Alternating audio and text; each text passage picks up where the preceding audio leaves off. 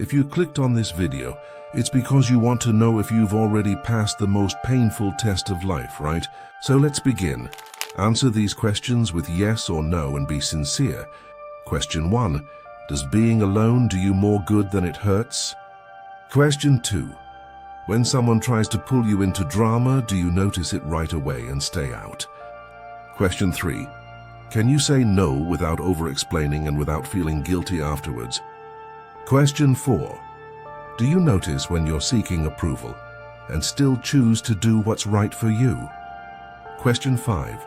On days of strong emotions, anger, sadness, fear, can you feel them without destroying yourself or exploding on others? Question 6. Do you recognize projections like, the problem is the other person, and manage to ask, what part of this is mine? Question 7.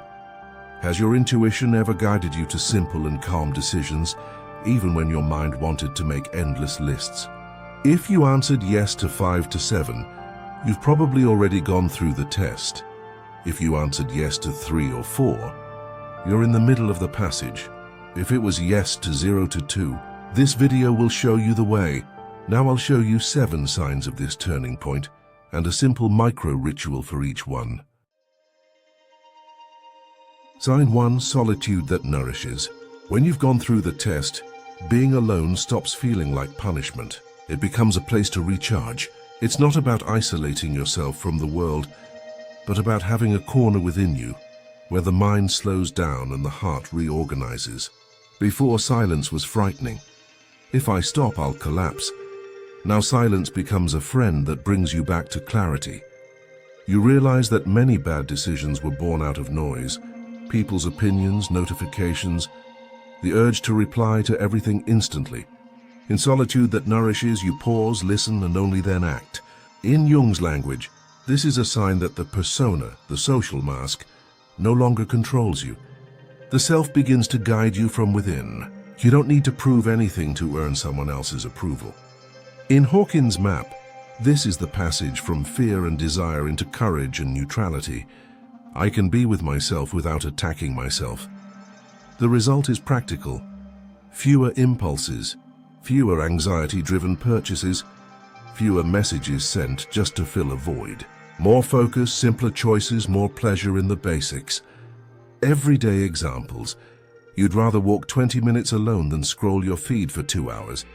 Before accepting an invitation, you check if you really want it, not if refusing will look bad. A difficult conversation doesn't turn into war because you show up more whole. Even work improves. Ideas that never showed up under pressure appear when you make space. It's like taking a shower after a long day, but on the inside. This doesn't mean becoming a hermit. You still love people, but now you choose more carefully where to place your presence. When solitude nourishes, you return to relationships with more patience and humor. And when you notice you're using solitude as an escape, for example, to avoid telling a truth, you catch it quickly and adjust. Nourishing solitude has honesty, not excuses. Now let's do a micro ritual. For 3 minutes, try this. Turn off all screens. Sit comfortably. Take 10 slow breaths. Inhale through the nose, exhale through the mouth. Now say or write a complete sentence with real examples. Right now I feel calm, grateful, or excited because I have my parents, I'm healthy, I have a roof over my head, I took a step forward today, my breath is here. Don't complicate it. Just name what's true. Next, choose one small action that respects yourself and do it now. Drink a glass of water. Stretch for 2 minutes. Mute notifications for 15 minutes. Say no to what you don't want. Take a quick walk around the block. Open a window for sunlight. Tidy up your desk. Or send a gratitude message to someone. That's it. Repeat every day at the same time. And if today you only have 1 minute, take one deep breath, say out loud how you feel. For example, I'm tired but present. And do one simple gesture that makes you feel good, like drinking water or stretching your neck. The shadow is everything you feel but don't like to admit. Jealousy, control, pride, the urge to get even. Integrating the shadow doesn't mean becoming a saint. It means owning it. I have this too, and choosing what to do with that energy. When you've passed the test, anger no longer explodes or rots inside. It becomes a clear boundary. Simple examples. You feel jealousy, and instead of checking the other person's phone, you say clearly, "When you disappear, I feel insecure. Can we agree on how to let each other know?" You take criticism at work, and instead of shutting down or attacking, you ask, "What exactly can I improve?" You notice the urge to gossip and decide to stay silent. That's integrated shadow. The energy exists, but you are the one who chooses. In Jung's language, this means stepping out of the hijacking of complexes and returning to the axis of the self. In Hawkins' map, it's the walk from courage, 200, to willingness, 310, and acceptance, 350. Less guilt and justification, more responsibility and repair. The result is practical. More honest conversations, less drama, more respect for yourself and others.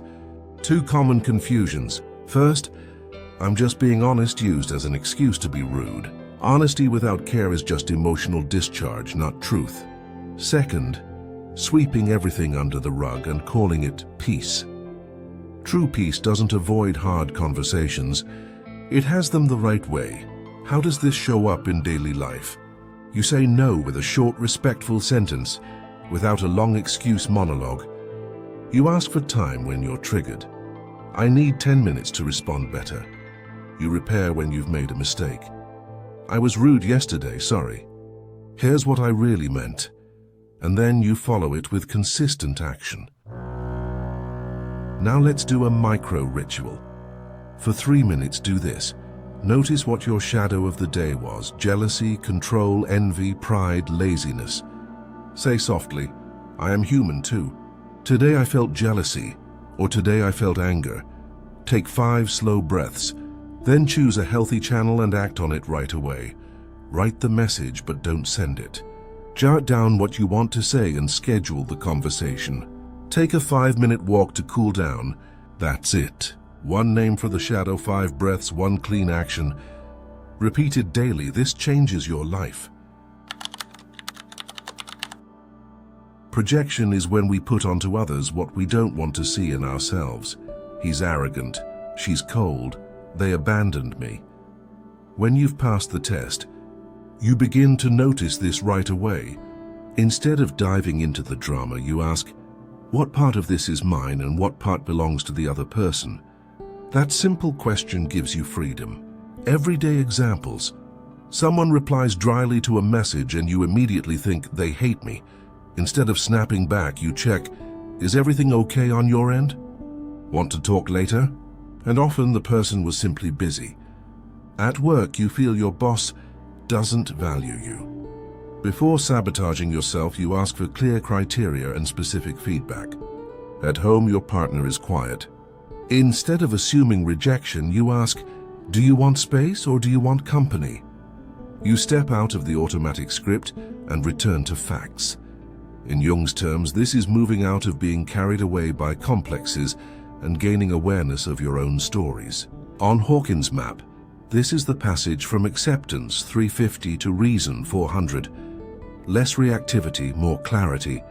You stop taking everything as a personal offense and start recognizing patterns. The result is practical. Fewer unnecessary fights, more direct conversations, cleaner decisions. 2 traps. The first is becoming a psyche detective for others, diagnosing everyone to avoid looking at yourself. The second is using that's your projection as a weapon. Don't do that. Immunity to projection isn't superiority. It's humility to review your own part while also keeping healthy boundaries. How does this look when it's working? You respond slowly when something triggers you. You ask for data. What exactly bothered you? You separate fact from story. He didn't reply as a fact. He doesn't care about me as a story. You also notice when someone projects onto you and you don't take on the guilt. I can listen and support, but this responsibility isn't mine. Now let's do a micro ritual. For 2 minutes, recall the last situation that made you angry or hurt. Say softly, fact, and describe in one sentence what really happened without interpretation. Then say the story and describe the version your mind created. Take 5 slow breaths. Next, choose a simple action. If there's an unresolved conversation, ask, "Can you explain more clearly what you expected from me?" If it was just a story, release it with a short phrase. "I don't know the reason, so I won't fill it in with assumptions." For today, make a deal with yourself. Whenever you feel the trigger, take a 10-second pause before responding. Facts first, story later. This small routine builds true immunity to drama. After the test, intuition stops being a guess or superstition. It becomes a calm knowing that shows up without shouting. It's not fortune-telling. It's a fine reading of body signals, your story, and the context. You stop needing endless lists to decide everything and begin to simply feel when it's a yes or no. And when you check, things confirm themselves. You get a tempting invitation, and even with compliments, you feel a heaviness in your stomach. Instead of forcing yourself, you ask more questions, discover impossible deadlines, and are grateful you said no. You think of sending a message to reconcile, feel a lightness in your chest, and write something simple and direct. You change your driving route on a quiet impulse and avoid a huge traffic jam. It's not magic, it's trained perception. In Jung's terms, this is active imagination working on the right axis. You listen to images, dreams, and inner signals without getting lost, because the self is at the helm. In Hawkins' map, this is the passage from reason 400 to love 500, with reason as the ground, intuition points, and reason checks. The practical result? Less regret from rushed decisions, less time stuck in doubt, and more peace in your choices. 2 common confusions. Intuition is not anxiety in disguise. If it comes with urgency, catastrophizing, and short breathing, that's fear. And intuition doesn't cancel responsibility. "I felt like doing it" doesn't give you license to ignore consequences. True intuition brings calm and makes you more responsible, not less. How does this look when it's working? You can wait 24 hours when the decision matters.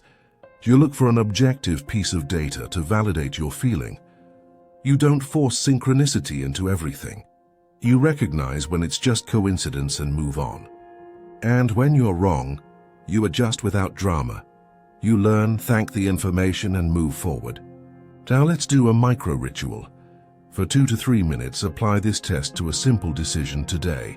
First, close your eyes and ask, if this is a yes, how does my body respond?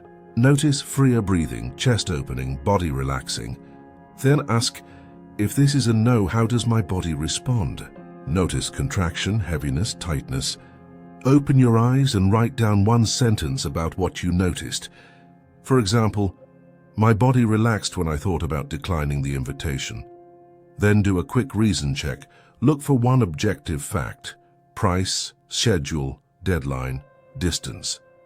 If body and fact agree, act now. If they diverge, wait 24 hours and gather one more piece of information. That's it. Feel, check one fact, decide the next small step. Repeated this way, your intuition becomes sharp without turning into fantasy. After the test, you stop thinking that everything that ends is a failure. You begin to recognize cycles.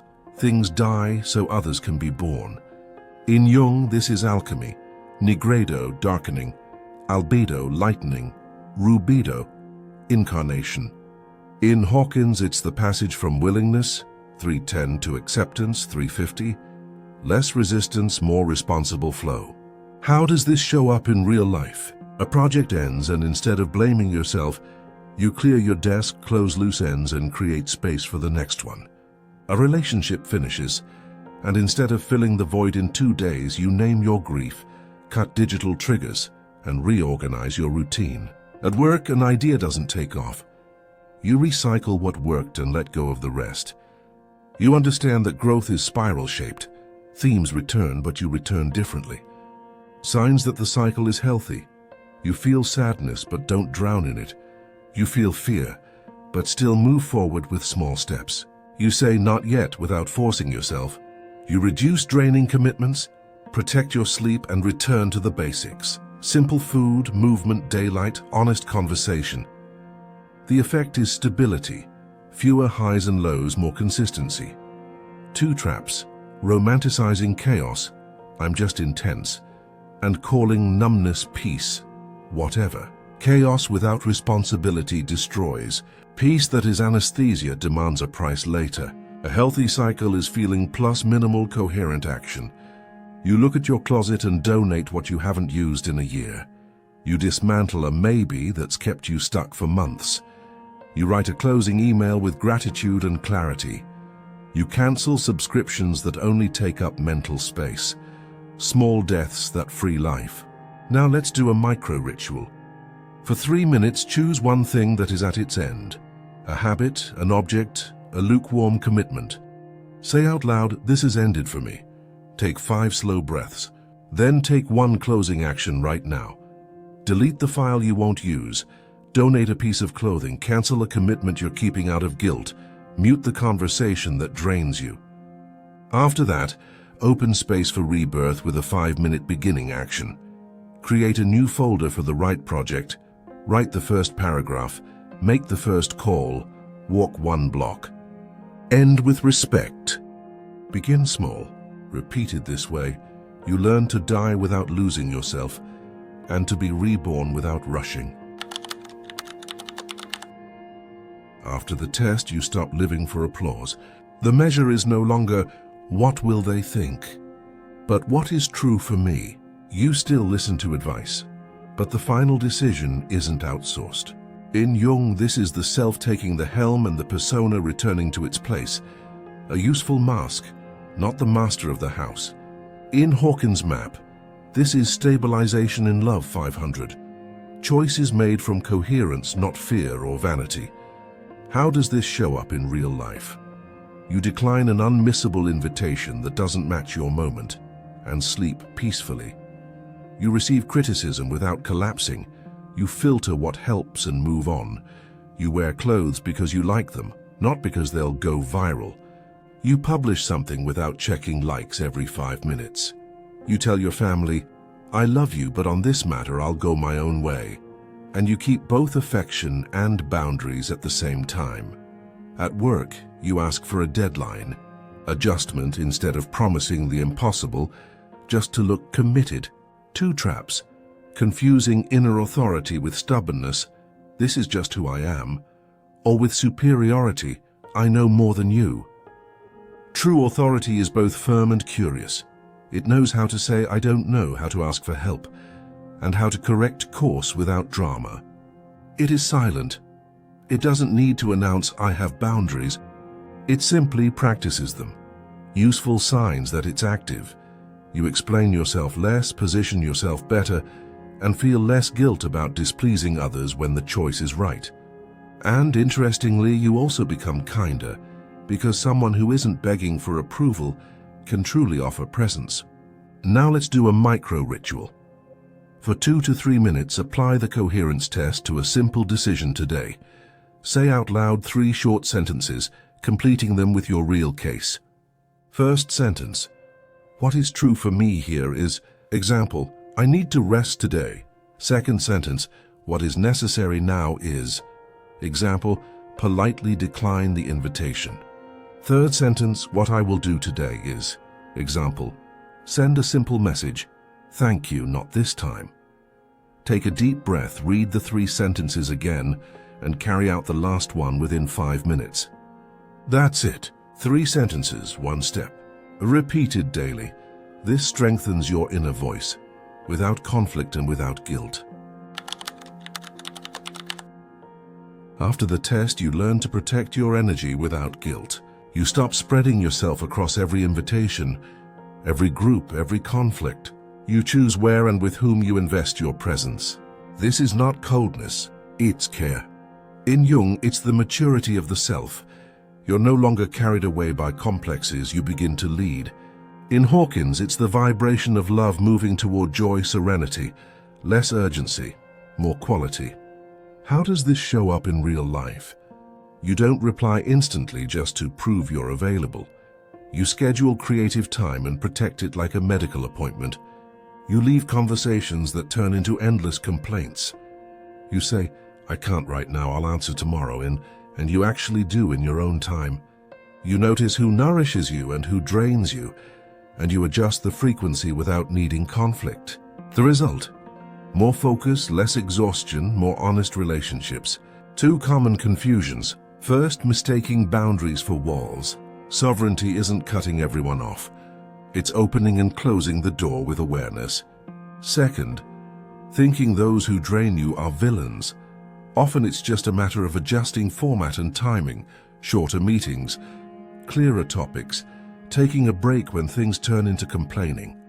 Signs that you are sovereign. Your schedule has breathing room. Your responses are shorter and clearer. Your body is less exhausted at the end of the day. You realize that saying yes to everything is saying no to yourself. And interestingly, you become more loving, because love with reserved energy is love that lasts. Now let's do a micro ritual. For 3 minutes, do this. Think about your day today and mentally sort it into 3 jars: nourishes, neutral, and drains. Say out loud one item that nourishes, one that is neutral, and one that drains. Take 5 slow breaths. Now choose one small action to protect your energy today. Mute the group for 8 hours. Shorten a 60-minute call to 30. Schedule your walk in the calendar. Decline with a simple sentence, "Thanks, I can't today." Do whatever you can immediately.